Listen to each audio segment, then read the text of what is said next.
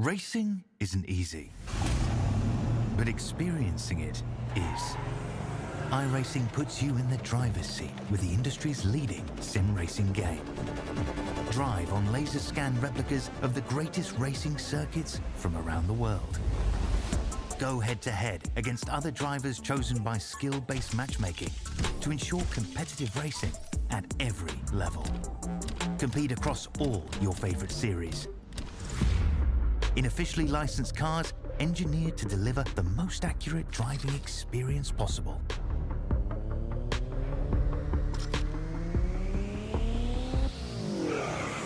Join a race or host your own with players from across the globe. Race against the computer or in a league with friends. Feel the thrill behind the wheel. Visit iRacing.com.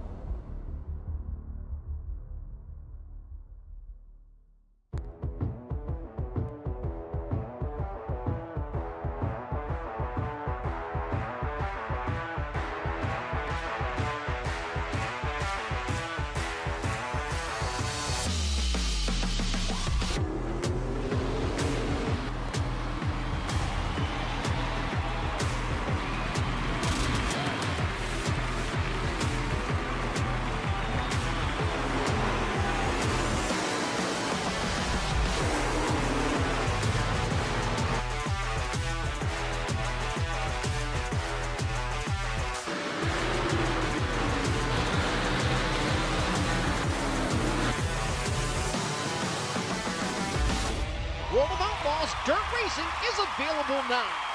Download your copy today.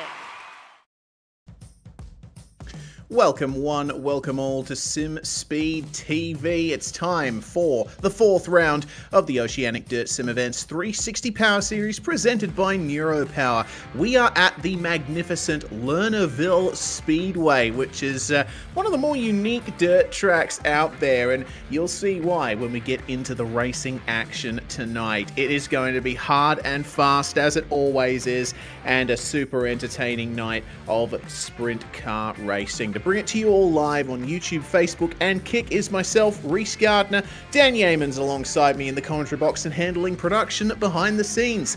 Well, Dan, I'm looking forward to this. It's been a while since we've been to Lernerville. I love coming here. Yeah, it's a great track, that's for sure. Thank you for the introduction. I mean, yeah, the couple of times I've had a chance to see some racing here is absolutely bonkers. It is, of course, an incredibly unique circuit when it comes to the circuit. And speaking of which, Reese, let's head to the Google Earth track view here as we zoom on down from above the United States of America. Yep, all of the dirt tracks in iRacing currently located in the US of A, and we zoom in on Pennsylvania. A little outside Pittsburgh is Lernerville Speedway, and you'll see very quickly why it is such a unique track. It's an incredibly wide dirt oval. A lot of speed can be carried around here, but you'll probably notice something. There's only a wall on the start-finish stretch. The entire track otherwise has no wall on the outside, which means if you push too hard into a corner, you are going to go over the berm. Yeah, it's going to be absolutely crazy. That is exactly the thing I was talking about when it comes to this place. The fact that you could fly off at turns 1 and 2, or if you just get pushed a tiny bit wide down that backstretch, or same thing at turn 3, but if you do that at turn 3, you are flying into the pit lane. If you are lucky, if you're unlucky, you do actually fly into walls/camper vans over in that corner of the circuit. And I think that is one of the great little parts to this track here, indeed, Reese. Yes, of course. I think another thing for the spectators is that you don't actually have many places to sit around the circuit lest you get sideswiped or absolutely wiped out by a flying sprint car. But regardless, it's all about the racing here in the sim racing world, and once again, been looking forward to this for such a long time. Really brilliant track, and we have a few more points standings foibles to work out here because, well, Tim Ryan finally taking victory last round at Williams Grove. Clayton Davies, though, jumping to the lead of the championship with Jaden Russell only 8 points behind. Things are still looking very close here coming into round 4 of 6. Yep. Indeed. Pardon me, Reece, if I could just actually get you to quit talking about standings. I'm just communicating with ODSE team, and they're about to get the quick time underway, but I'll just make sure we're all in sync here. Yep, no worries at all. Clayton Davies, of course, having an excellent run this season. A little bit off in the first couple of rounds, but hey, the Synergy Sim Racing juggernaut is flying hard, with Davies actually taking a win in round 2. And Synergy in general having a really good run of it here. That is 3 of the cars in the top 6 being Synergy Sim Racing.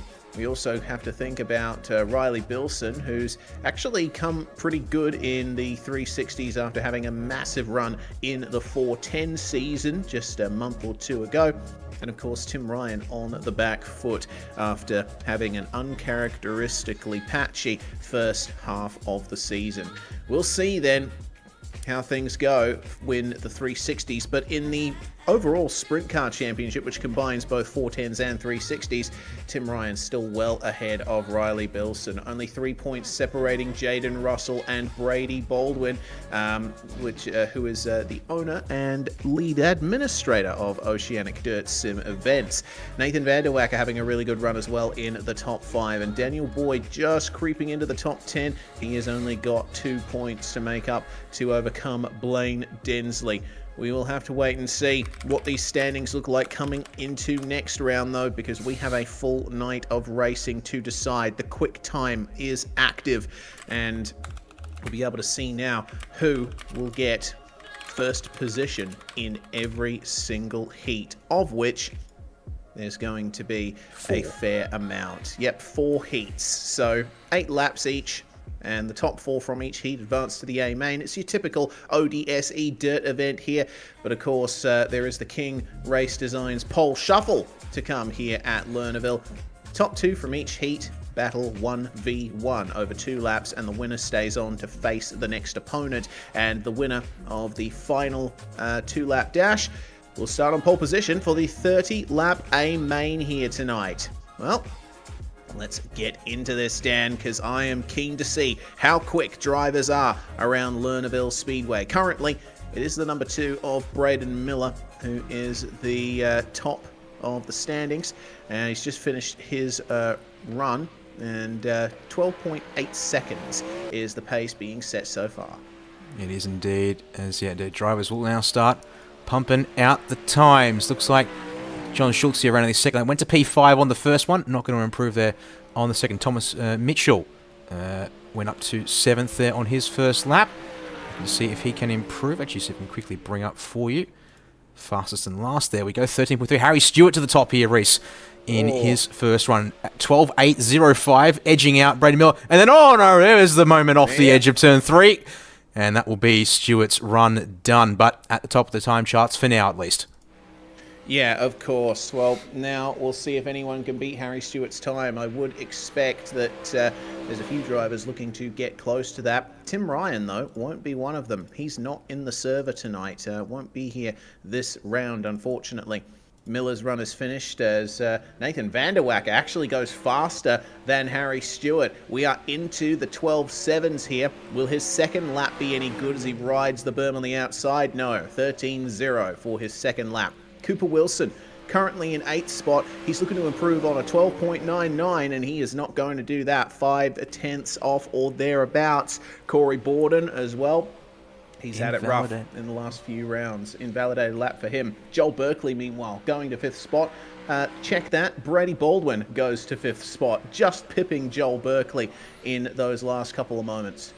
Yeah, you see Brady running up against the high line there.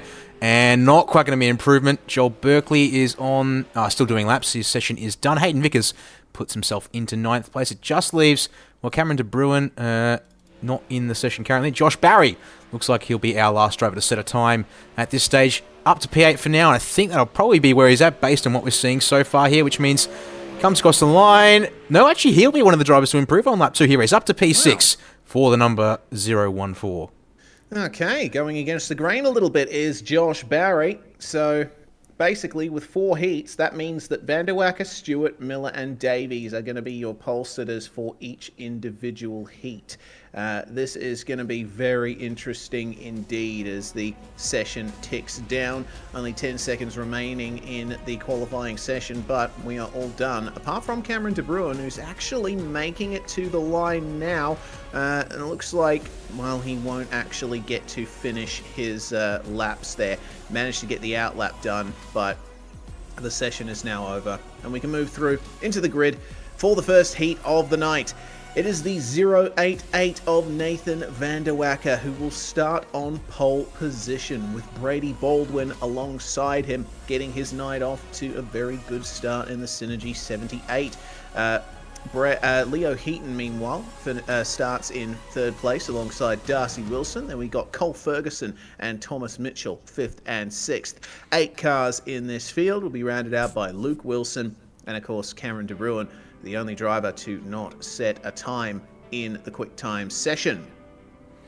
All right, apologies there about the paints on the grid. I just noticed there that, well, the answer to that is, was a little too hasty there with getting the overlay up and ready to roll. So what I will do is I'll get that fixed up so we have our lovely paints on display as the drivers take to the grid for the remaining races this evening, as we wait for our pace car to send these 360 sprint machines out and around. Looks like they're just about to get rolling here for their 2 pace laps as usual we see here, Reese.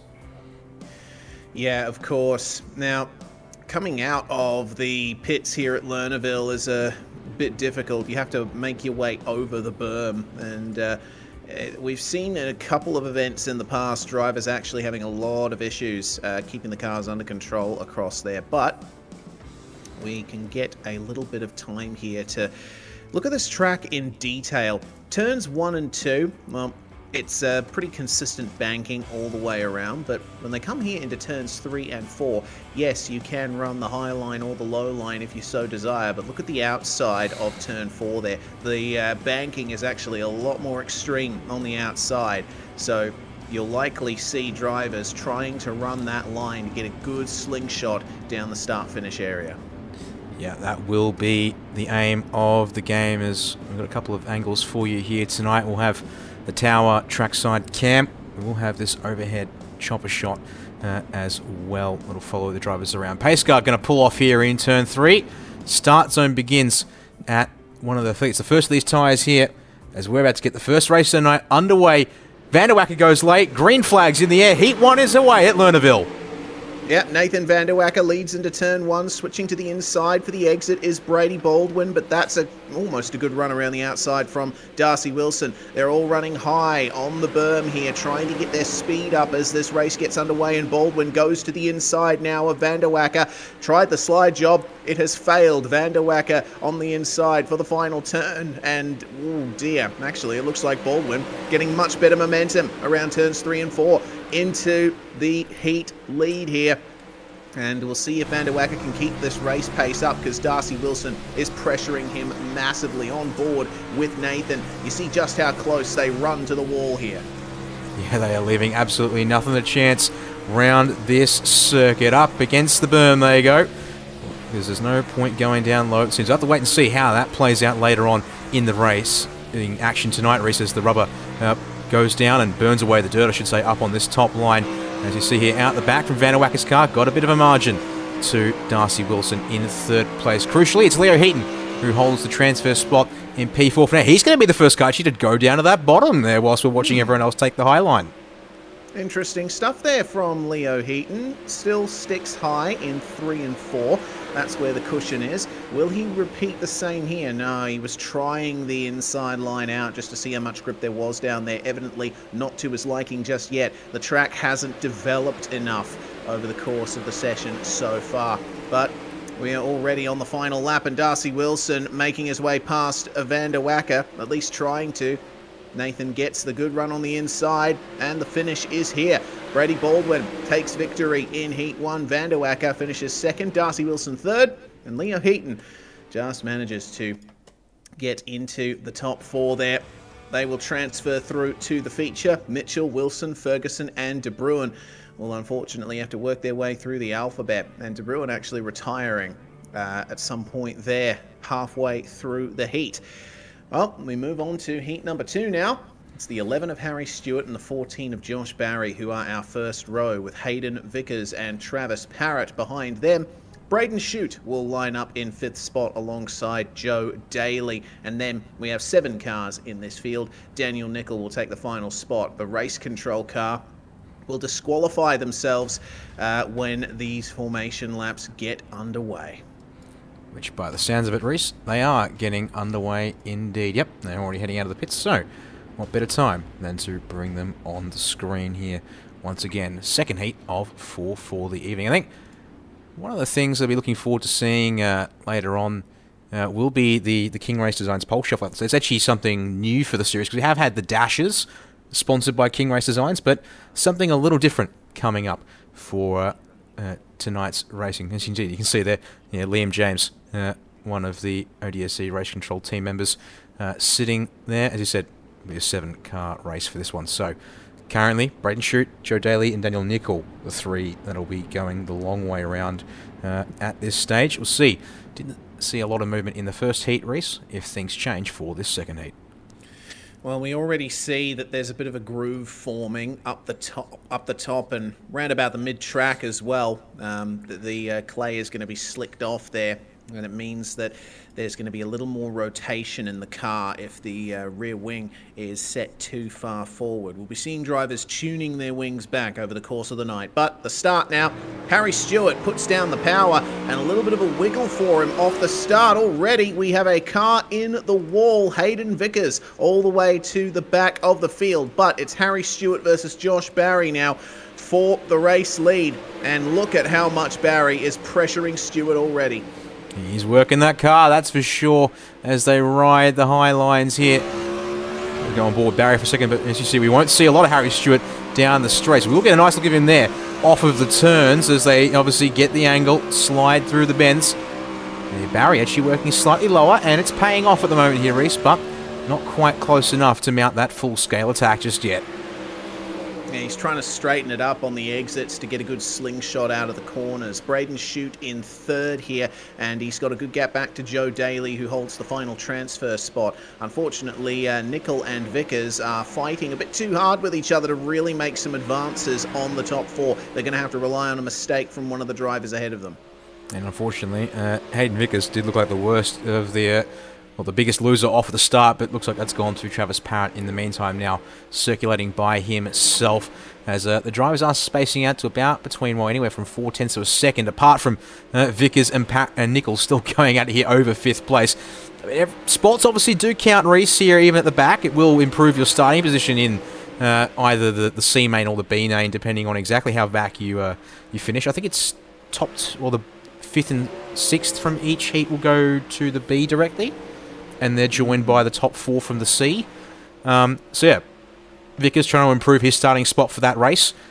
It will be useful, certainly, as Harry Stewart will comfortably take the win actually there at the end. Josh Barry only just holds on to 2nd place. Hard charge from Braden Shute nearly gets that one for him at the end of that heat. Well, Harry Stewart and Josh Barry, they started 1st and 2nd. They finished 1st and 2nd. Up from 5th to 3rd for Braden Shute. Joe Daly up from 6th to 4th. They will go through to the feature. Nickel, Parrott and Vickers yet to secure their feature spot. Time for Heat 3. It's another 7-car field here, with Braden Miller taking the top spot, starting alongside Joel Berkeley, who will be a big threat. Same for Jaden Russell, who starts in 3rd alongside Daniel Boyd. Sean Stevens is going to start as number 26 alongside Brent Hobbs on the 3rd row. And then Luke Payton is the last car on row 4. All right. This is a very nice top of the field here. Joel Berkeley, recently making his return to ODSE competition after an absence, and he already proved that he's lost none of his pace, was absolutely on fire at Williams Grove. Let's see if he can grab the heat win here from Braden Miller. Yeah, that will be interesting to watch here. did see a bit of Joel in a couple of the commentary runs I did for ODSE events last year, filling in mostly in a few spots. But yeah, definitely Joel Berkeley, a driver to watch out for.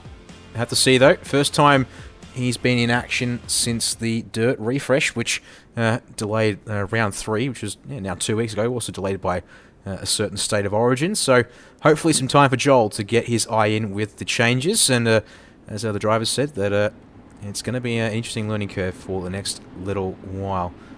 As second formation lap begins, and instructions are to tighten things up here before we get this third heat underway.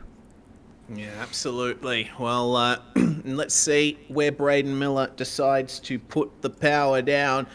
Obviously, race control not quite satisfied with how tightly the field was bunched in the last couple of heats, so they're all trying their best to keep within a car length or two of each other.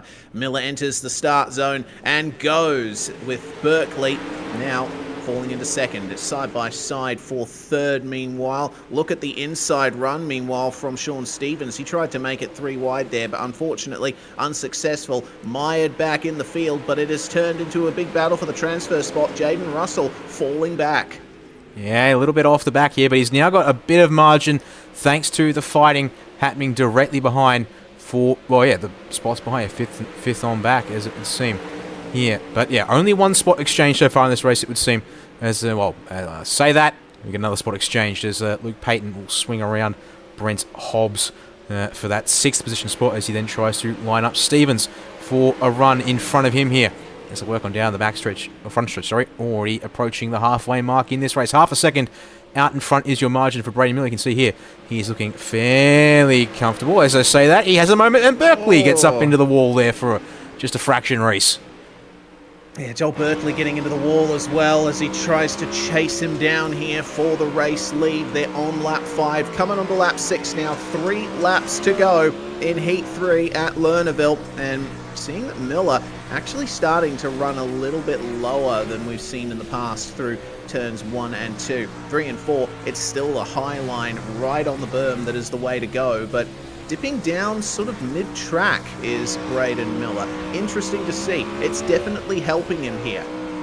Yeah, just that tiniest bit lower, indeed, is working nicely. Russell on the back of Boyd as the white flag comes out for heat number 3. Looks like our top 4 are going to be fairly steady here. No need to get too aggro, which means Stevens too far back at about 8 tenths. Oh, change position! Oh, my God! Can Miller get across the line in time? He's just gotten across, I believe, Reese, to hang on to a transfer spot. My word. Oh. All of a sudden, it blows up there in the third heat. Yeah, that was a huge lunge from Joel Berkeley, a desperate attempt to take the race victory. I think he'll get an end-of-line penalty for that one because it definitely disadvantaged Miller. But either way, Miller will transfer through to the feature along with Berkeley, Boyd and Russell. Stevens, Payton and Hobbs will take up the rest of our field. And finally, it is time for the 4th heat, with Clayton Davies starting on pole position alongside Nash Granger. Cooper Wilson and John Schultz will take up the 2nd row, and then it's Corey Borden and Blaine Densley, 5th and 6th. The 7th and final spot will go to the 017 of Lockie Phillips. All right. Who's going to come away with the win in this one? I would say that Clayton Davies is the favourite, and it seems that the driver starting on pole in the heats has been the one to lead all the way. Joel Berkeley, of course, trying to buck that trend there with that big lunge on the final lap last heat. But we'll see what Nash Granger can do here versus Clayton Davies. Maybe he won't get so desperate. Yeah, that will be interesting to watch, but, well, just as we thought the racing was fairly steady, it explodes all of a sudden almost there in that one. So that'll be something to watch in the next, this heat, and then, of course, heading into our C main and B main, because that could definitely be a little interesting here. But nevertheless, still got to get through this final 8-lap heat before we can start looking at what comes next. All right. As you said, Reese, good point to make that, apart from that third heat, and that, well, I have to see if we can get a chance, perhaps, after this heat to maybe try and get a read on that moment there for Braden and Joel, since we were looking further down the pack. But nevertheless, final heat to get this first part of the night done and dusted as we come into the start zone. Davies put the hammer down and look at that nice clean jump from the front, Reese. Oh, very nice indeed. That's a car length's lead on the way into turn one. He goes very down low, but the slingshot running the high line from Nash Granger. Look at this fight for the transfer spot. Meanwhile, Blaine Densley just holding on with a good run from Lockie Phillips off the back of the grid, already up to 5th and trying to stay ahead of Cooper Wilson. Can Lockie Phillips get this from Blaine Densley? Well, Densley's trying to put a car in between them. He goes past John Schultz, and oh my goodness, big moment for Nash. Yeah, that's a huge problem for Nash Granger. He's fallen outside the transfer spot as a result, and Clayton Davies is running away with this. Another pole sitter able to get a clean start. Mind you, we are only coming up to the halfway mark in this. Is John Schultz now. Oh, big moment for John Schultz on the front stretch. That will see him done and dusted from this race, and drivers will probably just arrive in time for him to tow away back to the pit lane. Yep, track clears up just in time, thankfully, but, well, that actually brings Nash Granger back into the equation for a transfer spot all of a sudden, when I thought perhaps he would be out of this one here. He gets a second lifeline, it would seem. Yeah, indeed, and he has a good advantage now over Cooper Wilson, who has actually lost his front wing in the midst of all of that. I think potentially that had something to do with the contact with John Schultz. Either way, Lockie Phillips having a go at second here. What great race pace this 017 seems to have. Absolutely does have pace, and we'll switch to the view looking at the back of your race leader. Clayton Davies, you can see he's got Densley in between. He's looking a little vulnerable. Here comes Phillips to the inside at 1. Low line, though, obviously hurts to run on the exit versus the top line, and I think Phillips is going to have to settle for the transfer in 30. Tries that, though, for sure. Round turn 4, not quite going to be enough, though, to move up another spot there. Yeah, well, Clayton Davies taking a commanding victory there. Blaine Densley and Lockie Phillips will complete the podium, and Nash Granger manages to get back into the transfer spot. Lockie Phillips finishes where he started there, and that will ultimately... Corey Borden will finish where he started. My apologies. Cooper Wilson, the last finisher, with John Schultz unfortunately retiring. Well then, it's time for the C main. It's going to be a short and sharp one, this, and 10 laps will be headed by 6 cars. Cooper Wilson and Cole Ferguson being the first 2 of them. Then they're followed by Hayden Vickers and the 64 of Brent Hobbs, and then Schultz and De Bruin will take up the final row of this grid. Now, the top 4 from this one will transfer through into the B main. They are racing for the opportunity to stay in this night's racing. The bottom 2 in this race will go home. None of them want to be part of that. Yeah, indeed, that will be the big challenge, obviously, to make sure that you can work your way forward. But yeah, don't want to get yourself caught up in any drama here. That's for certain, because that will be a ticket straight out of it. As I'm just having a look here, just seeing that some information from Race Control in the background. It looks like they're going to say that everything was okay enough with the Heat 2 incident. Righto. So No apparently, penalty for Joel Berkeley yeah, late 50-50 clean, but hard to react in time, which means they've decided they're going to leave it as B for those drivers. So that top 4 from Heat 2 will stay that way, which means that that affects the pole shuffle just a little bit there. As I'm just having a look, and we've got ourselves 1, 2, 3, 4, 5, 6, 7, 8 drivers ready. We'll get to those, though, once the pole shuffle comes around.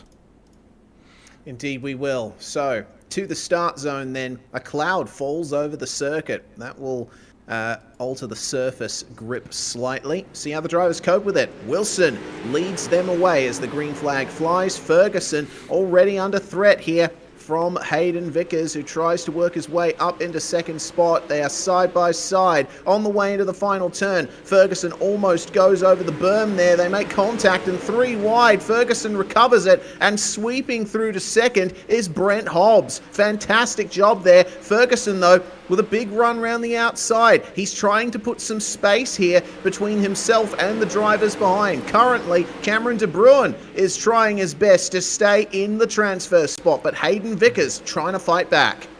This is getting very interesting indeed. Look at this. This is De Bruin there. That green and black machine, number 13, currently holds that spot. But you've logistically got, everyone but John Schultz in it still, fighting for position here. As switch for the lead. Cooper Wilson having now fended off Cole Ferguson, charging extremely hard in this middle part of the C main here, Reese. There you go, up the inside. Wow. To Ferguson, he's going to try and take that spot away. And can he shut him off? No. Wilson sees it coming, gets back to the inside for the run down the back straight away. Ferguson has pretty good traction, it seems. Can he go up the inside here at the edge of the final turn? No. Wilson, though, sticking to the high line. Ferguson tries again here mid-track, and they almost comes up into Cooper Wilson. Goodness me. That is pretty intense. This fight for the lead going on, but we still have the transfer spot to decide. It looks like Vickers has gotten back past Cameron De Bruin. They are very close here, as are the leaders. Wilson now switching low to try and keep Cole Ferguson behind, but De Bruin on the fight back here. Oh, Vickers feeds him the right rear and sends him into the wall, but it's a good recovery from De Bruin. They'll continue scrapping tooth and nail over the transfer spot as Ferguson again tries on Cooper Wilson for the lead, but Wilson holds him off once more. There you go, Ferguson going to drop down low this time, it seems, to start of lap 9, but that doesn't help him at all. Run chokes him out there, as we see, unfortunately, John Schultz has retired from the C main. No more racing for the 78. White flag in the hands of Barney at the stand. It looks like also Hayden Vickers might just have this final transfer spot held half a second back to De Bruin. It will be Cooper Wilson who will hang on for the top spot in the C main, and a Cole Ferguson there. A great scrap at the front, going down to the wire. Wow, all right. That was pretty exciting racing there in the C main. Wilson, Ferguson, Hobbs and Vickers will join the following field for the B main. Unfortunately, we say goodbye to Cameron De Bruin and John Schultz. So, 11 cars taken to the start here in the B main. Thomas Mitchell starting on pole alongside Daniel Nicol. Sean Stevens and Corey Borden will take up row 2. Luke Wilson and Travis Parrott round out the top 6. Then we have Luke Payton sharing the 4th row with our C-Main winner Cooper Wilson, and then it's Ferguson, Hobbs and Vickers to round out this field. Now, the top 8 from this race will transfer straight through to the feature. Again, it's going to be a case of you definitely don't want to be in those final 2 spots coming onto the final lap. No, you don't. As a reminder, that is the format we're dealing with here this evening. As you see the drivers start heading away for this final preliminary race, the B main. So we're curious to see, Ferguson now going to have his work cut out for him, given, I think, and this might explain why he was pushing so hard, Reese, in that C main to get into that 8th place position, start on that 4th row, and be in a position to start from a transfer spot. That might just explain a bit here tonight. So, going to see here, as I said, a bit of discussion, obviously, how track evolution's going. You can see there into the entry of turn 3, we're losing a bit of dirt there, it would suggest. So far, though, Reese, the wear through the corners looking fairly, well, visually at the very least, it's not looking very substantial just yet after the 4 heats and our 2, C main. And that the entry to turn 1, entry to 3 look like we're seeing some pretty decent wear, though, although it's lower than I would have expected. Yeah, it is. I would have thought that the berm would have a lot of slick around it, but evidently the Dirt Racing update changing things around there a little bit. There's also 2 separate grooves coming through turn 4 where you see drivers going low. Speaking of low, that's where Thomas Mitchell is, and he puts the power down to take the green flag in the B main. Sean Stevens moves into 2nd. Luke Wilson trying to get past Daniel Nicol on the inside and ends up not doing it. Nicol, though, going over the berm and spinning in front of the field. That's created a pile up at the back. Oh, that's such a shame. Well, fortunately for Nicol, he is just outside the transfer. It's continued. My goodness. Okay, we've got a lot to unpack, it seems, from that one. Biggest winner of the opening melee has to go to Hayden Vickers. Finds 7 spots to sneak on through. Drivers can see one, but look at this here. Unfortunately for Daniel Nicol, no front end left on the number 18 machine. That is going to be a hard slog to finish this one up, as Yeah, it's starting to get on for the top spot here. Meanwhile, between Mitchell and Stevens in the meantime. But yeah, my word, that has been something fierce here to get this one underway. Yeah, it looked like Corey Borden and Travis Parrott were the ones involved in that incident, and I checked back to see as Hayden Vickers gets into 4th spot there. Borden going over the slick in the middle of turn 3 and 4 actually over-rotated, and unfortunately Travis Parrott came up into him and they could not get unstuck. Sean Stevens, meanwhile, still pressuring Thomas Mitchell for the lead of the B main. We are on the 7th lap of 12 here, and look at this as they make their way past the lapped car. Unfortunately, we already have a driver going a lap down there. It looks like it was Daniel Nickel. He has gone into the pit lane, and that is going to be goodbye, Daniel Nickel. Luke Payton, though, trying his best to hold on here and try and find his way back past Travis Parrott. But again, a lap down there for Luke Payton, and he will unfortunately...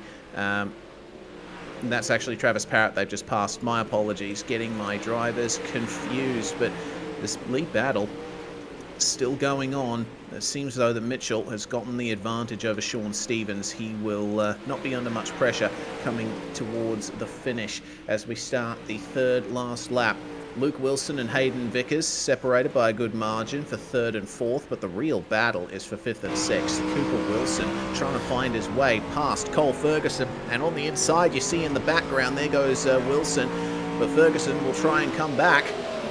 Unfortunately, not much traction in that already damaged number 81. Final lap then, and it looks to me like Thomas Mitchell has this one sealed. He takes the victory. Sean Stevens 1.1 seconds behind. Wilson and Vickers round out the top 4.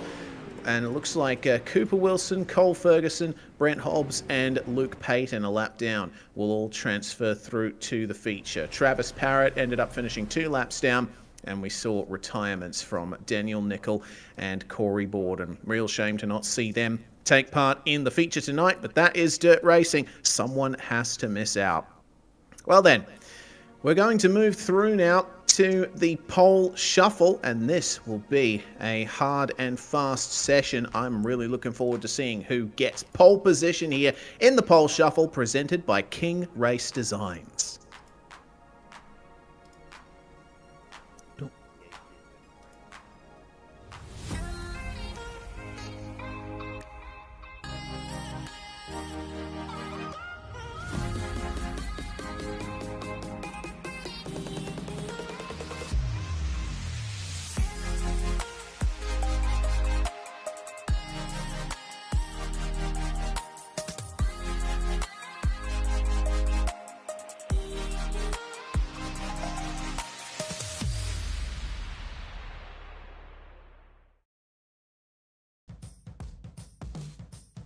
Thanks very much to King Race Designs for your support of this series and the pole shuffle. First 2 drivers coming out onto the circuit now.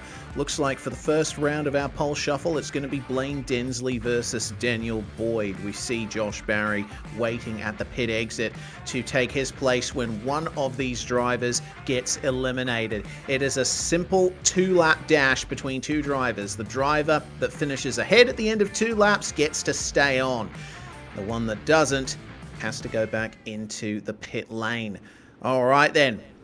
As they come to the start now, Daniel Boyd and Blaine Densley side by side, and Densley to the inside already, but have a look at the run there. Use the outside berm perfectly to Daniel Boyd, cuts across the nose and sticks high here as they are battling hard here for this first position in the pole shuffle. Densley, though, with a massive slide job. It goes all wrong for him, and he's in the barrier on the outside of the circuit. Daniel Boyd will end up coming away with the victory in that first round of the pole shuffle. He gets to stay on, and Nathan and Josh Barry will make his way out to try and stake his claim for pole position.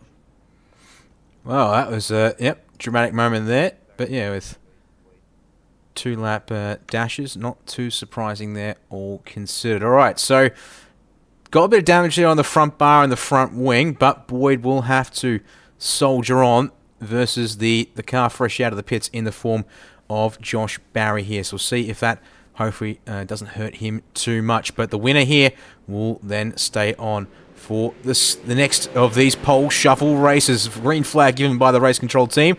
Let's see here. Barry on that outside line is surely going to have the advantage here. Indeed he does. Will swing around. Apologies for the number at the bottom. I'll have to ignore that one there. He's obviously just watched the racing on track as Barry with that outside line gets the jump heading here in the second lap. Yeah, and it seems like Josh Barry has this well under control. Losing pace is Daniel Boyd with that damage to his front end.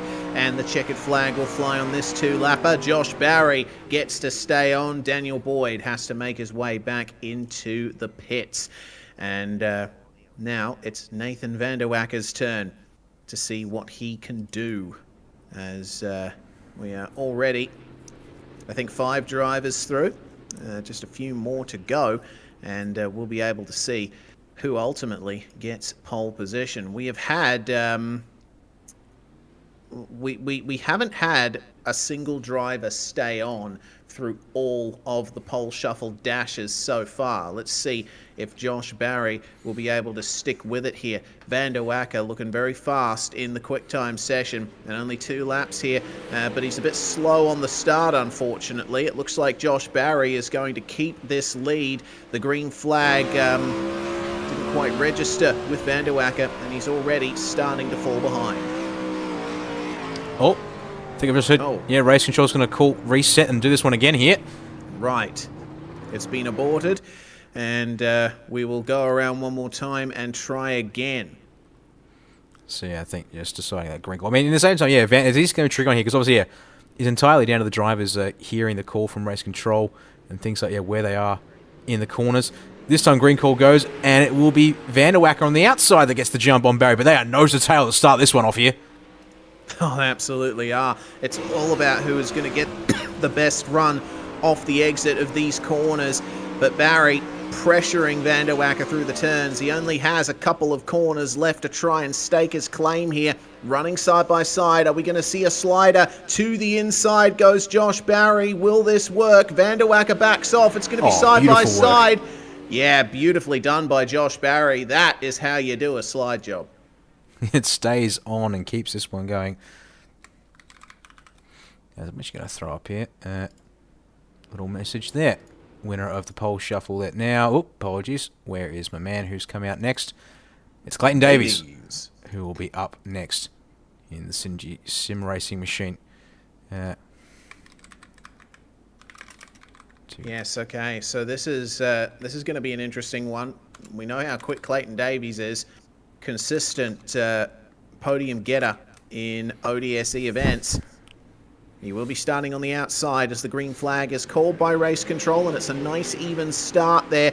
Davies will immediately try and do the outside run, but it's covered off by Josh Barry. Davies is going to have to do this the hard way. To the inside then, slide job. Barry almost goes over the berm, and that was a beautiful pass by Clayton Davies as they come onto the second lap. It seems now that the inside line is starting to come into its own, but oh my goodness, that is big contact. Clayton Davies smashes into the tires.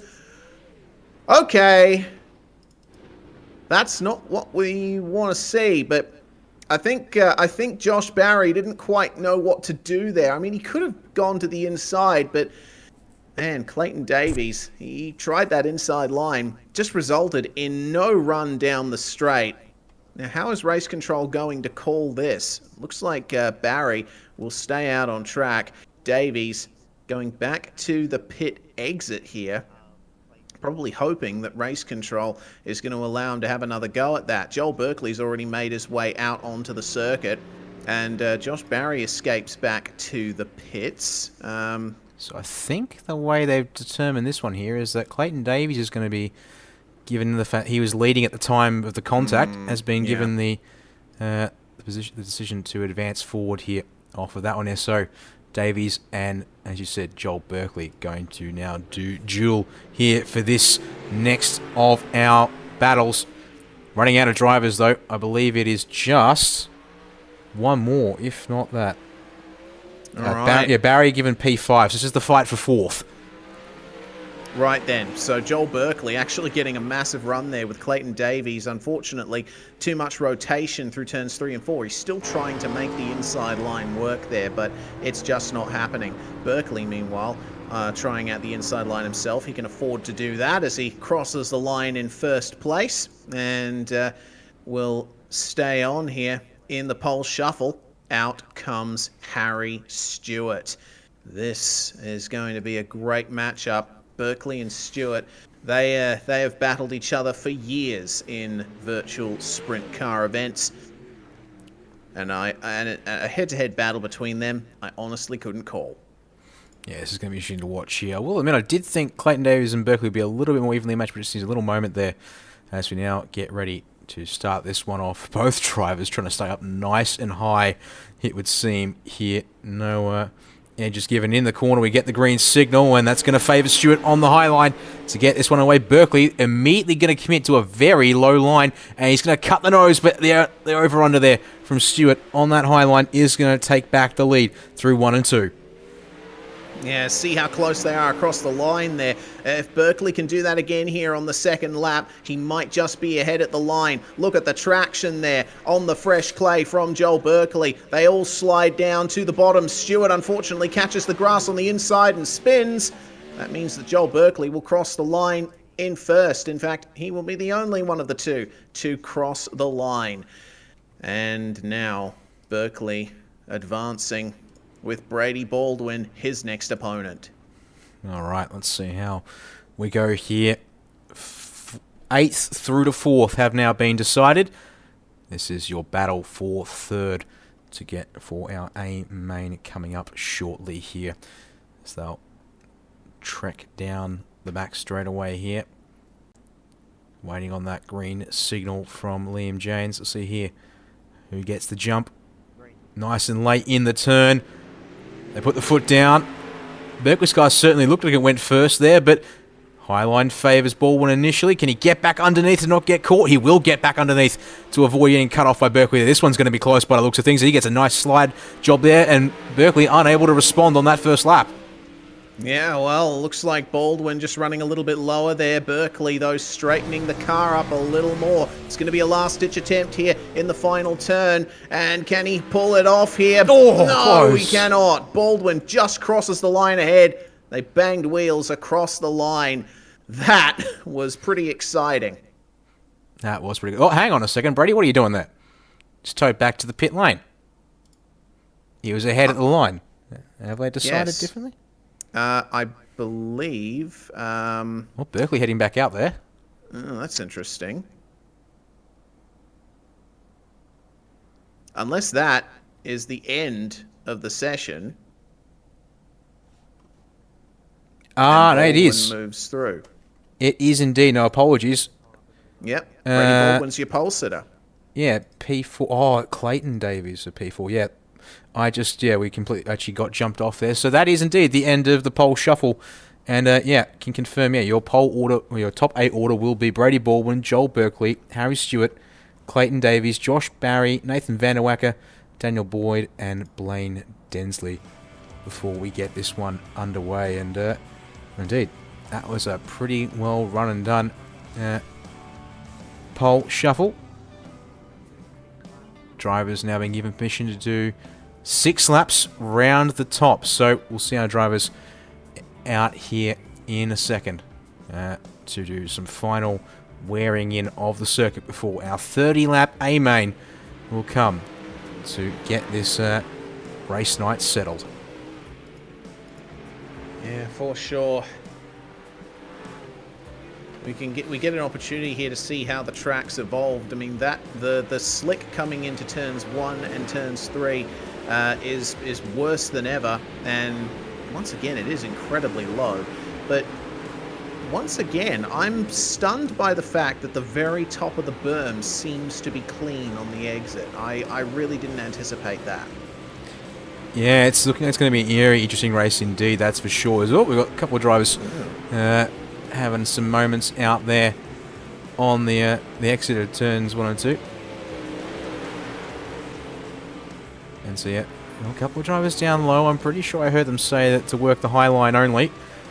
But Yeah, it's just as you said, it's quite odd. The drivers, you'd think, yeah, they're putting the work down up on the high line, but it's very early on the corner entry, and it allows the seam to keep that top line looks clean. I'll be looking forward to a couple of interviews at the end of this one here, Reece, to see what the drivers felt of it when they were out racing in these races compared to what we see out here.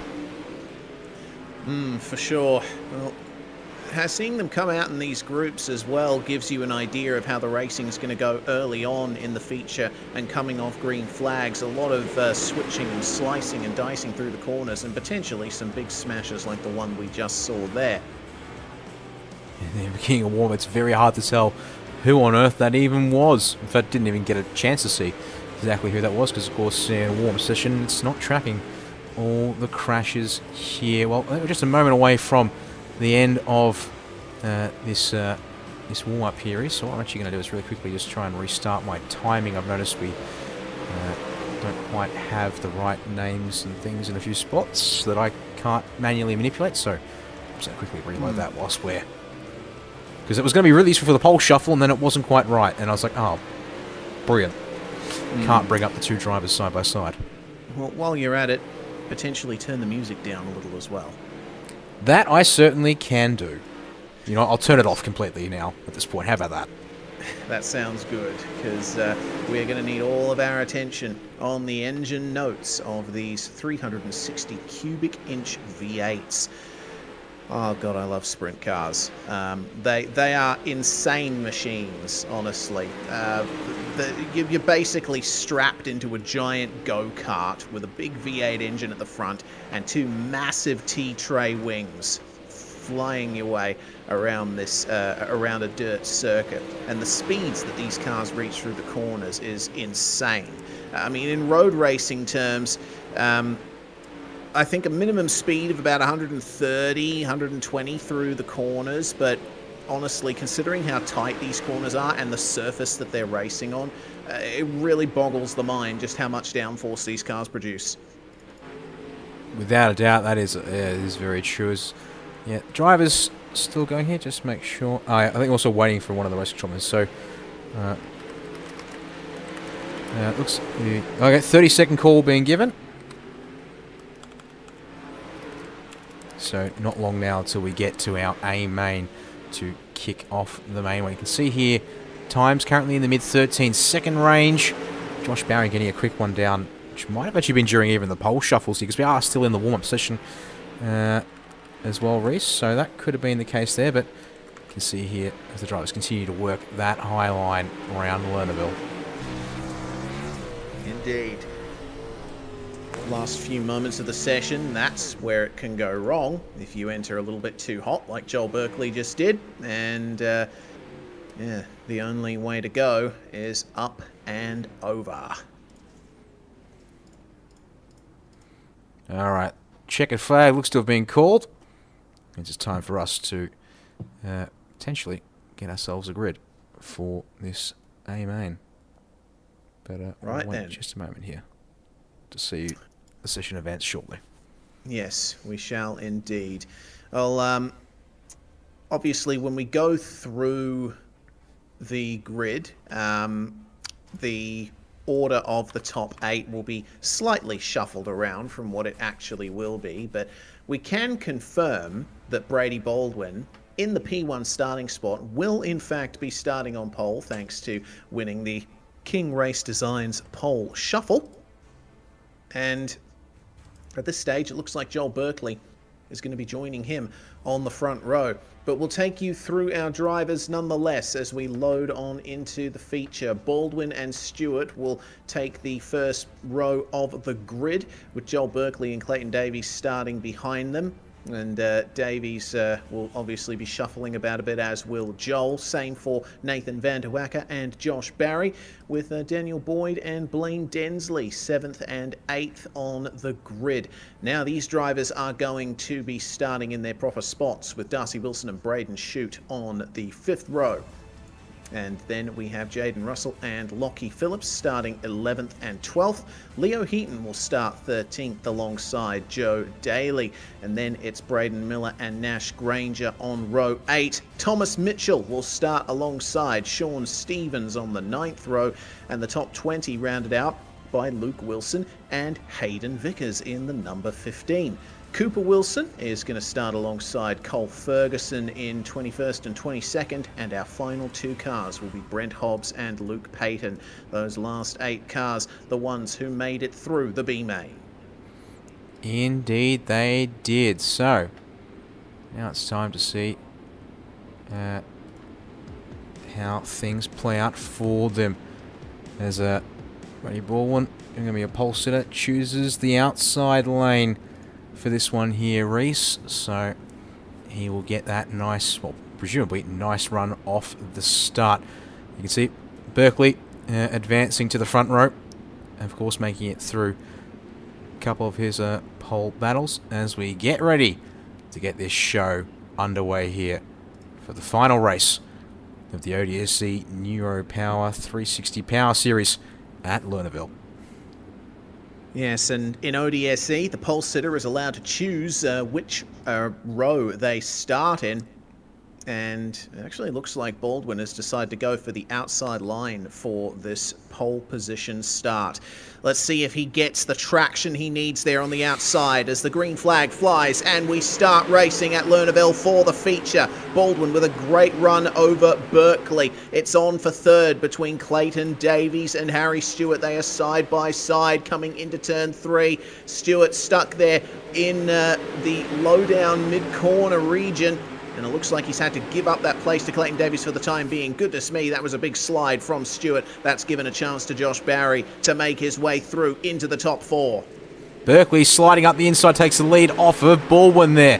Meanwhile, as the caution comes out in the back of the field, several drivers tumbling off at turn 4. It seems Thomas Mitchell, the worst affected, gets the car back over the berm though, and not a huge amount of damage on his car at least. All right, time to see what happened with that one there in a moment here, Reese. Go to the Braden first of Miller and Sean Stevens.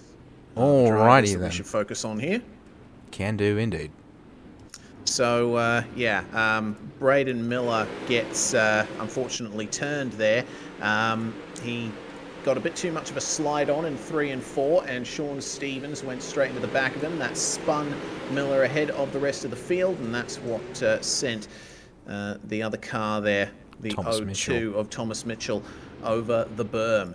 Fortunately, though, it seems that every driver has been able to keep it in the race session. Thomas Mitchell has gone back to the pits to get a fast repair done. You are allowed one of them in the first part of the feature if you need to take it. But significantly, Joel Berkeley into the lead now. Brady Baldwin has one heck of a battle on his hands, especially with Clayton Davies pressuring him behind. Yeah, this will be obviously an interesting one to watch. Plenty of strong names and faces, but I guess the question is, some stronger than others potentially. We'll have to wait and see, won't we? Because drivers like Clayton Davies and Joel Berkeley are typically the most known, the strongest known drivers, as it were. But Brady Baldwin putting on a strong 360 season. Josh Barry doing a really good job here tonight as well. And other drivers like Harry Stewart also. Yeah. Looks like the insider, I'd say, is the drivers I know a little bit about in terms of their pace. I've seen them in other series. Our outer row drivers, particularly tonight, who seem to be putting on a good show here. Yes, well, Joel Berkeley on the inside now, and that is a great start as the green flag flies again. Clayton Davies moves to the inside of Brady Baldwin to try and take second spot. Baldwin tries cutting low, but Harry Stewart is there. They almost go 3 wide. More, make it 4 wide. Josh Barry almost going over the berm there. This is intense here on the second green flag run. Starting lap 5 of the feature, Baldwin trying to work the extreme low line. Is it working for him? Not quite. Harry Stewart gets into second place, and Joel Berkeley, running the outside all day, every day, is extending his lead. He is checking out at the front, that's for sure. As we see now, a couple of drivers starting to get to that bottom line. Trouble in the back brings out the yellow once again. Once more, looks to me like Jaden Russell was the car involved in that, and there was a second car involved. It was the number 5 of Darcy Wilson. Once again, it's similar to what happened on the last caution. Wilson, coming into turn 1, actually gave it a bit too much brake, I think, and some massive sliding from him. Just completely killed his momentum, and Jaden Russell right behind him had nowhere to go. Alright, let's see. Oh, not too far back enough. Unfortunately, it's the dry. Oh, let's go back one more step here. Because, yeah, getting the magic number onto it. Alright, indeed. Darcy Wilson in the middle there. You can see, indeed, see Russell up high. And, I just check in front the 17 there, which, I'm not sure if it's the 17 or 017, apologies. Lockie Phillips is 017 for this. It is indeed, yep. And unfortunately, yeah, just not enough time to be able to react to that per se. And make sure that no incident happens. But that is the challenge, obviously, of racing with 24 sprint cars. One person checks up, then another, and it just goes on back to the end of the train. And unfortunately, sometimes, if you don't know what's going on enough ahead, you just end up being the unlucky person who runs into the back of the queue, as it were. As lights are still on, we're going to go around one more time here, it seems. Indeed. Well, I can confirm a retirement for Hayden Vickers, and it's an incident that we missed. Coming off that restart, he actually went up into Nash Granger, and they both went into the wall. Vickers getting into Luke Wilson and losing his front wing. He has retired from the race as a result of that. We still have 23 of our 24 starters running in the feature at the moment. And the question is, will Race Control decide to go to single file restarts if this continues? Yeah, double file for now, but also extending the caution here a couple of extra laps, it seems, as well, apparently, from what I'm seeing in session. Potentially to give Race Control more time to look at those incidents and potentially assign end of lines for the ones that cause them. Yeah, that would make a lot of sense. Let's see actually if I can pick up Hayden Vickers on a replay here, Reese. See if we can find this incident. So there you go, already damaged from one of the earlier. Well, that's after the incident. He decides to pull over and retire after this because there's no front grip on the car. Makes sense. Let's see if we can pick up when he had a front wing. Okay, so there we go. Had a front wing here. I have no clue though. Apologies if we're. Because we're gonna have about a lap of pacing. I'll let this play out, and hopefully I've not gone so far back that we're gonna miss this. And maybe need to... we actually are going green at the moment. Apologies for that, but Joel Berkeley getting the start done on Harry Stewart. Baldwin trying to fight back there in 3rd place now. Clayton Davies back to 4th, and have a look at Josh Barry trying to get into the top 4 himself. Loses momentum though, ends up checking up everyone behind him, including Daniel Boyd, and the caution is already out again. Jaden Russell and Darcy Wilson at turn 4. Alrighty, there we go. Another one there for us to catch. Oh, actually, it was something that happened in front of them here. Cooper Wilson in the 140. He was a bit boxed in here, and again, had to check up. Of course, if you get on the brakes too hard, the rear end swings around. Oh, and then... Well, yeah. That's what happens. Yeah, that's rough, and... yeah, the order has been given. We are going to go single file. Going to go single file restart to try and hopefully get a longer run here in this feature. There's a couple of requests for fast repairs, include Cooper Wilson there. He'll jump on down into the pits. So still 23 running, it would seem. And we'll keep this one going. In the meantime, we can see Harry Stewart's gotten up into 2nd off of one of the restarts here. So Baldwin has been shuffled back to 3rd for now, as it were. Yeah, I'm just seeing here. Yeah, Wilson pulling into the pits to presumably take his fast repair.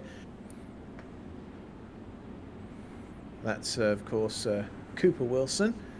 We do have a couple of Wilsons racing in this series, Darcy being the other. But this single file restart will be interesting. Joel Berkeley has managed to get a good start on the field every time so far. As we get going, and actually this time it seems Joel Berkeley has not been able to get away from Harry Stewart. Have a look at Josh Barry though. He is right past Clayton Davies.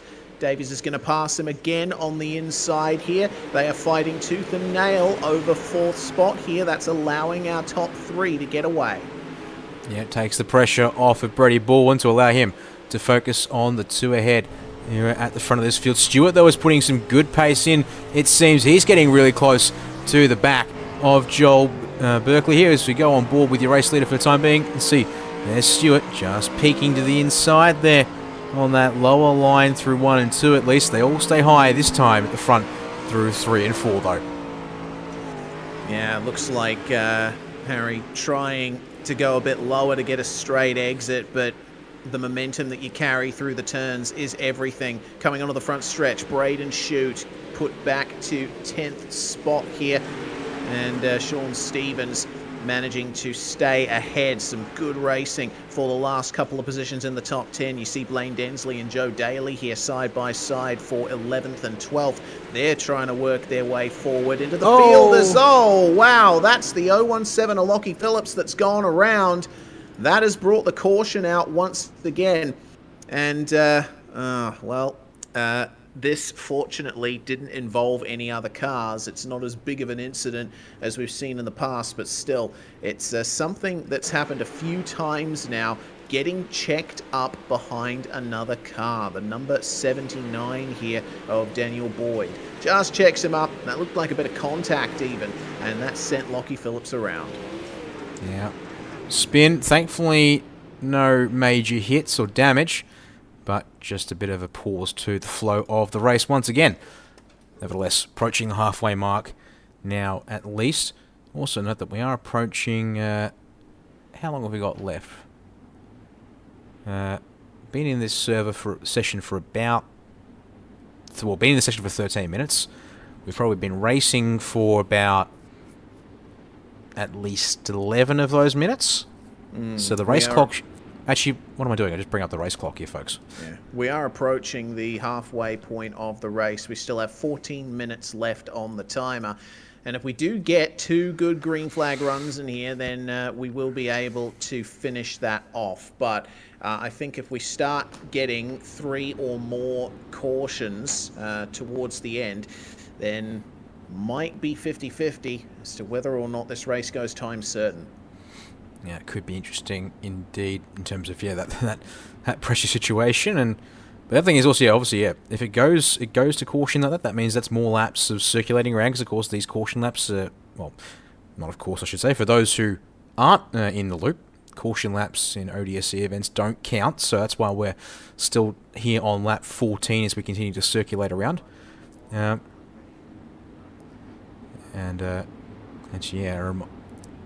reminder actually from Brady Baldwin, series administrator, but also, as we've seen, racing in the series, actually gives the time check reminder to the drivers that let's try and get some laps on the board here to make sure that they're not not under threat of finishing this one under a caution. I believe it's lights out on the pace car. Joel Berkeley giving plenty of space either way, so I'm pretty sure we're about to get back to racing here. And indeed, there goes our pace car. Yep, Berkeley will take the start again. Let's see if Harry Stewart sticks with him once more here. Across the line they come, and Berkeley flings it into turn 1. Speaking of flinging, Brady Baldwin trying to stay ahead of Clayton Davies. Losing out a little bit is Sean Stevens, though. He is currently backing up everyone behind. Boyd and Shute go side by side in response, as that's a little bit of a wall tap there from Sean Stevens. Good exit on the inside though from the car of I'm trying to find him. Goodness me, Braden Shute. Goodness me. And up the inside once more goes Sean Stevens. This is a tight battle. They lock wheels. Someone's off. That's Jaden Russell, I think, in the 27 who's gone off the berm, and that's created a lot of chaos. 79 into the wall. That's a huge crash. The course. Here's Daly. We'll stay with him here for this replay. So, oh yeah, all over the back. Yeah, Brayton Shoot, unfortunately, teammate. Yeah, he gets a clap. He gets a hit from there, and then, oh my word, there indeed, the 79 of Daniel Boyd, if I'm not mistaken. Yes. Yeah. So, how has Mr. Boyd unfortunately gotten all kinds of unstuck? Gets a tag from Shoot, and then over the berm at turn 4. Yeah, tried to hold on to it, just didn't happen, and well, ultimately, that's created a big race for quite a few drivers, full of damage, full of crashes. We are going green at the end of this lap, though, so the drivers have already formed up. This is turning into quite a chaotic round of the ODSE Neuropower 360 Power Series here at Lernerville.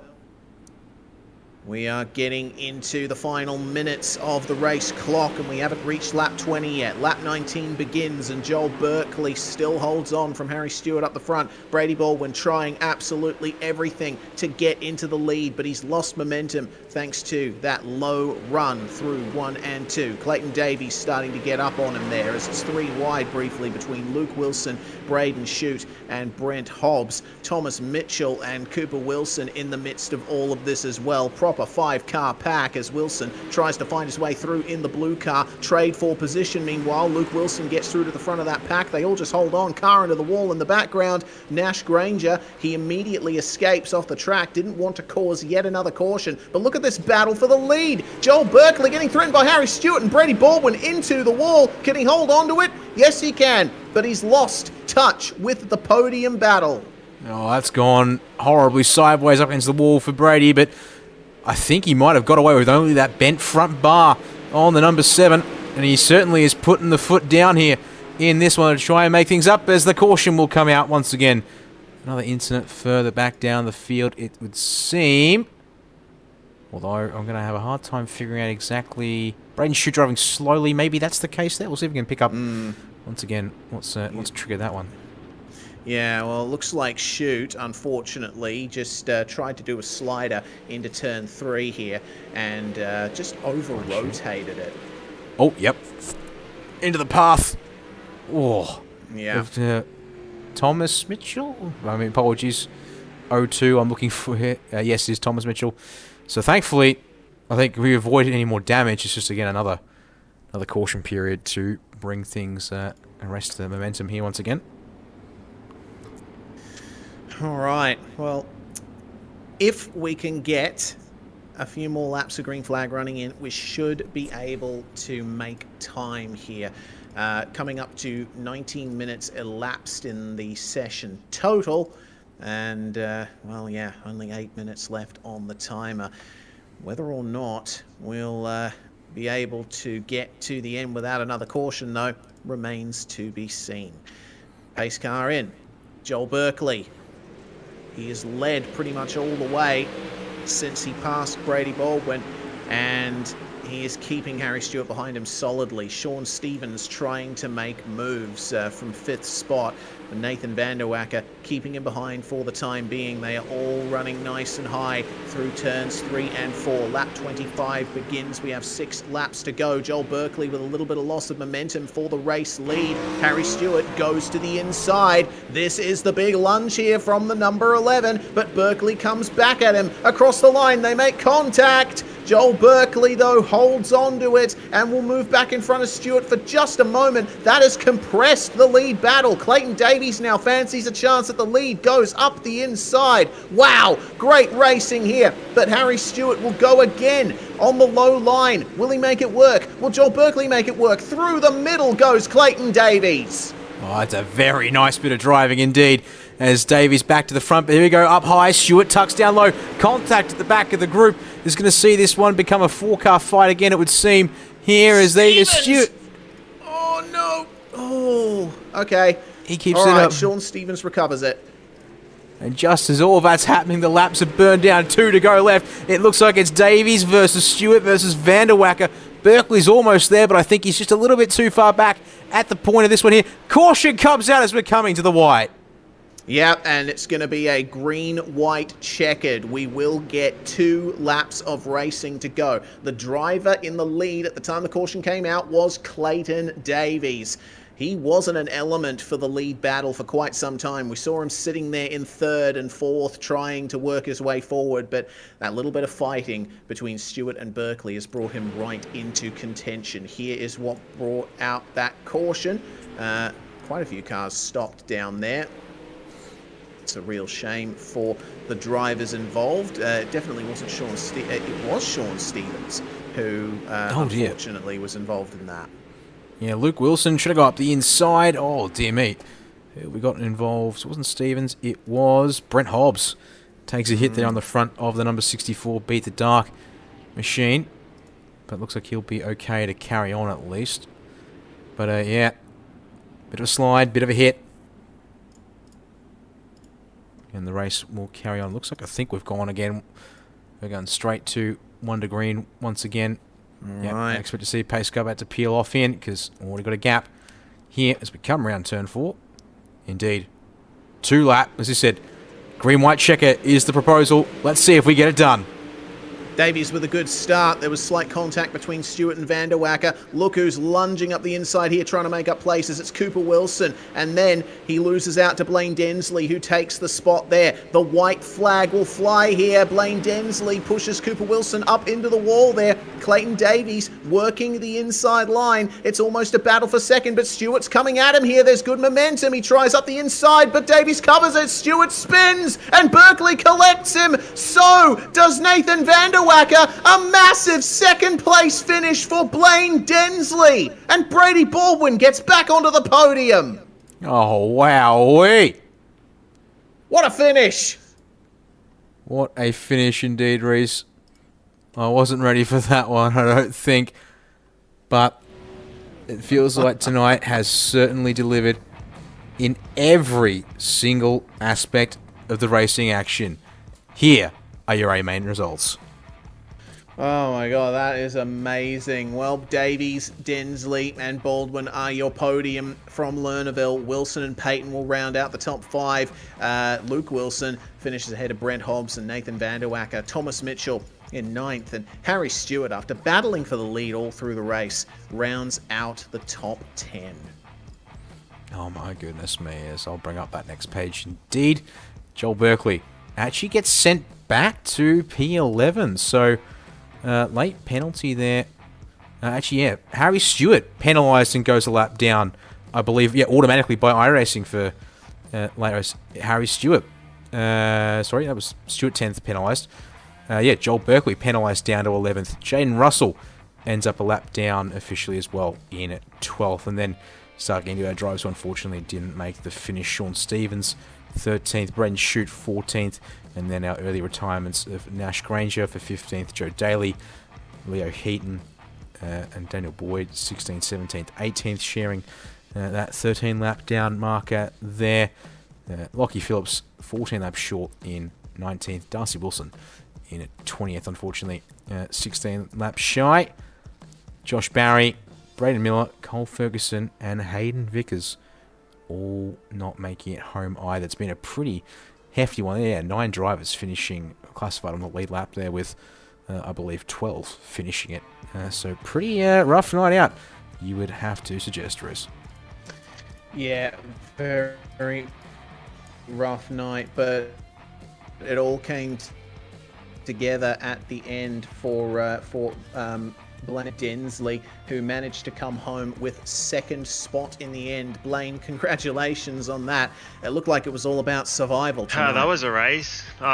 Yeah, the new build just provides just crazy racing because pretty much everyone's doing the same sort of speed. It's kind of hard to get a run and get around people without being kind of more or less desperate, I guess. But a lot of fun there. I kind of feel a little bit bad for Cooper. He got a bit better of a run on me in 3 and 4 with a couple of laps to go there, and I wasn't really looking my mirror. I drifted up into him, but we've been racing each other hard for a long time now, so I guess we're going to make contact sometimes.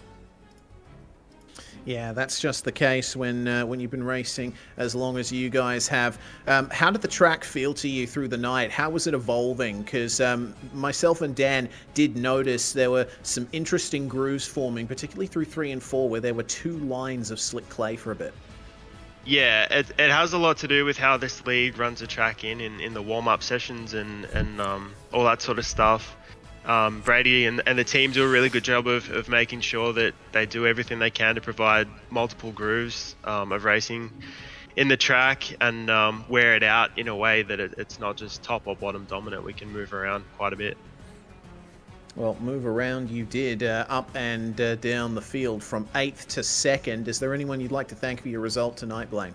Other than everyone for sort of getting into each other there on the last lap, I kind of MacGyvered it a little bit. We probably didn't have the speed to run where we did, but you take them when you can get them. And I'd like to thank Brady and all the guys at ODSE for putting the league on. Braden and Clayton for all the help and advice in the Discord throughout the races, and everyone else for fun racing. All right, thanks very much for joining us, Blaine Densley. I think we'll save Clayton Davies' best for last as we check in with Brady Baldwin in 3rd spot, Dan. Yeah, we will indeed. My word, that was probably some of the crazier racing we've seen this season, Brady. But hopefully, all the same, it delivers in a way that you're hoping for, in some respects at least. So what was it like for you out there tonight in that A main in particular? Firstly, I definitely didn't deserve to be on the podium. I was made way too many mistakes. Unfortunately, I got into Blaine once the leader sort of got battling there off turn 3, I think, whatever lap it was, and half spun myself and took him out, so sorry to him, but he still ended up P2, and I'm literally having a look now. I was P10 with 2 laps ago and ended up 3rd, so unfortunately on my side, yeah, it's a podium and whatnot. I'm just more disappointed about the quality of product of race, and should be way better than that on the official admin side of it, but yeah, happy to take a 3rd if it comes to me, I guess. I mean, yeah, obviously in an ideal world, everyone races, everyone scraps hard, and everyone walks away with a smile on their face regardless of where they came out of. Would you still put it down to perhaps a little bit with the way that people are still feeling out the new build, and just everyone's still racing incredibly hard, and just unfortunately all it takes being one small check-up to really build a big old train into the corners, which is what it seemed like a little bit from us watching tonight? Yeah, it looked like 5 laps ago, the sort of top 5, and I think I was P5 or 6, were really close, and I thought it might have been a pretty cool finish, but I think the tyre wear kicked in on pretty well everyone, and then your car gets really loose and you don't have much, you have way less grip than before, and functionally makes it a lot harder, and people check up and lose grip like I did, and a lot of other people did too. I think it just makes it difficult. Only been a few weeks, and this is only our 2nd race on it. The track as well, like we were in extra laps of warm-up to try and wear out the top, and it was just a top dominant race, so I was hoping the bottom would be in, but it was absolutely nothing, so probably still a bit of learning to do on my end and try and produce a more racier track. Hopefully we have less of the incidents, but yeah, we'll just, unfortunately it's just teething time at the moment, and hopefully the last round of the Williams Grove was pretty decent racing, and tonight was a bit disappointing, so hopefully we can bounce back next week with a good race at Lanier. Well, fingers crossed for that indeed. Yes, just watching here on the slow motion, we didn't quite capture it, trying to get a right angle. Turns out, we missed, Van der Wacker going around there. And my word, that was actually pretty close shave. But nevertheless, Brady, who else do you want to thank for your result tonight? Yeah, obviously all the boys at SSR. Congrats to Clayton on the win. Unfortunately, J. Russ and Hayden had pretty rough nights, but still half decent points for us, and just all the sponsors. Obviously, Parramatta Isuzu Ute, Works Racing Components, Watercraft Performance Centre, DM Simtography, Speedway Shop, Dr. Epoxy, and yeah, obviously you guys put on the broadcast, and Liam and Glenn for doing race control. I was a bit of a pain in the ass. Sorry for my language with them in chat during the race under yellow. So thanks to those guys. They do a great job, and hopefully Synergy can get a win in the Pro Invitational Supercar Series tonight as well.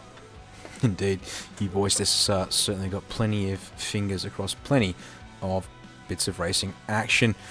That there will be our P2 interview race, which leaves us one final person to chat to, our race winner, Clayton Davies, with you here. Congratulations, Clayton. That was a pretty intense race from you. You were on the outside looking in for the lead battle most of the way through, but what do you think sealed the deal for you there? When I figure out, I'll let you. Still don't know how I managed to win that. I think I was just there at the right time. No, it was an awesome race. It was a chaotic one, to say the least. I think everyone here is still trying to figure out how this new model works, and there's still a lot of things to figure out, especially on my part.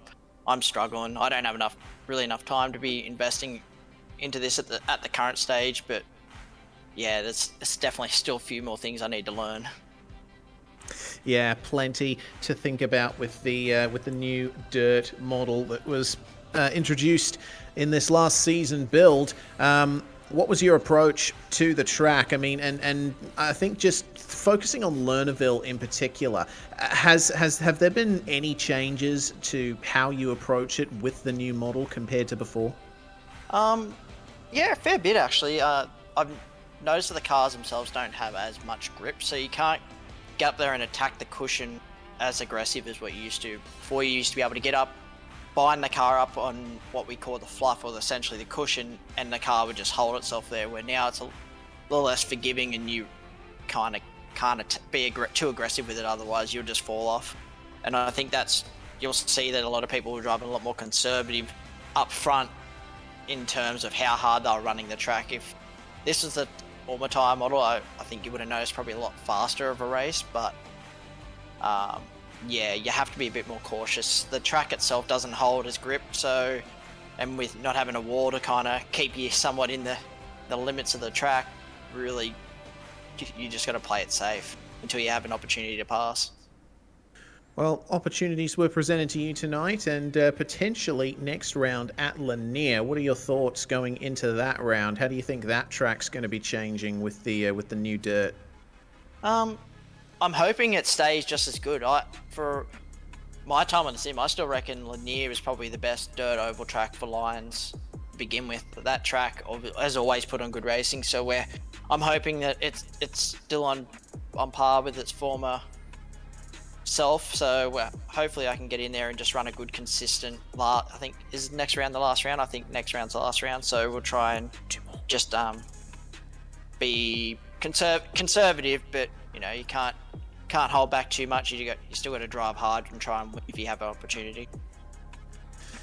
Oh well, the floor is yours, Clayton. Victory for you at Lernerville. Who got it done for you? Everyone at Synergy Sim Racing. Brady putting a set together for me. I had no time to really put one together myself this week, and he's just again producing the goods. Unfortunately for the rest of the boys, ran into a lot of bad luck, but between me and Brady, we did really well with the quality of cars around us. Like, you got Berkeley, who's a former Pro Series driver and a former Australian champion in real life. Like, you got Harry, who's an Australian champion as well and been on the sim for a while, and a lot of guys that are starting to surface. It's good to have good setups, and Brady's been able to help me out with that while Alex is still getting his stuff up and running.